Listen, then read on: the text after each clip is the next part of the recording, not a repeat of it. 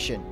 It is one of the elements that give college football its recognizable mystique and connects players from different generations together.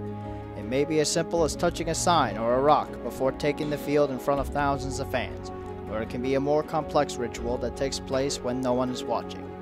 These traditions, whether recent or earlier, are what endear in the Ohio Valley Conference and makes each school unique.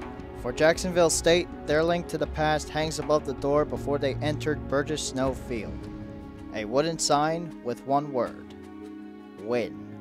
It's probably 30, 40 years old. We hit that win sign, every time we hit the field. So that means something to our former players when they come back and our alumni comes back and see that we're still hitting the old wooden win sign. That's a big deal to our guys, and they love doing that before they go out on the field. And it's kind of camaraderie with those older guys when they do come back and they see that they played in 1975 and we're still hitting that same sign. So it means something to our guys to be able to do that. The win sign is just one of the many traditions, both old and new, that endear at Jacksonville State and occur before and after each home game.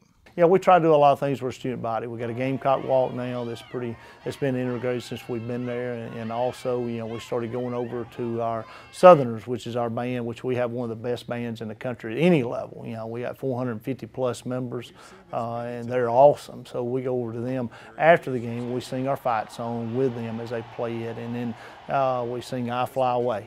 With them that they've been doing since like the 1940s or 50s, and it'll put chills on your arm. It's pretty special. UT Martin's tradition is a stark variation from Jacksonville State's. In terms of time, their tradition is relatively new and takes place before any Skyhawk fans walk through the gates of Graham Stadium. On the final day of preseason camps, the team writes their goals, whether for themselves or for the team, onto wooden blocks. Then, at night, the entire team gathers on the practice field, and one by one, the players drop the wood blocks into the fire, promising to make sacrifices throughout the season to accomplish their goals, now all together in the ashes from the burning. It's our team ceremony to where everybody writes down what is important to them, what they're willing to sacrifice, and what their goals are for this year. And before every game, you'll see us out on that field before every game, and we sprinkle those ashes out, and really kind of take a few minutes to reflect about what our individual responsibility and what our team goals are. And it really kind of has developed a brotherhood for our program over the last several years that we've incorporated this. The ashes go everywhere with the team, whether at Graham Stadium or on the road as a visiting team. The first stop for the Skyhawks in 2015 was Vaught Hemingway Stadium at the University of Mississippi. The team gathers at midfield, and the captains sprinkle the ashes onto the field, and the team recites a poem to remind them of their goals. These are our ashes, this is our creed, these are our hopes, these are our dreams. With all my will, I'll leave my all in this field.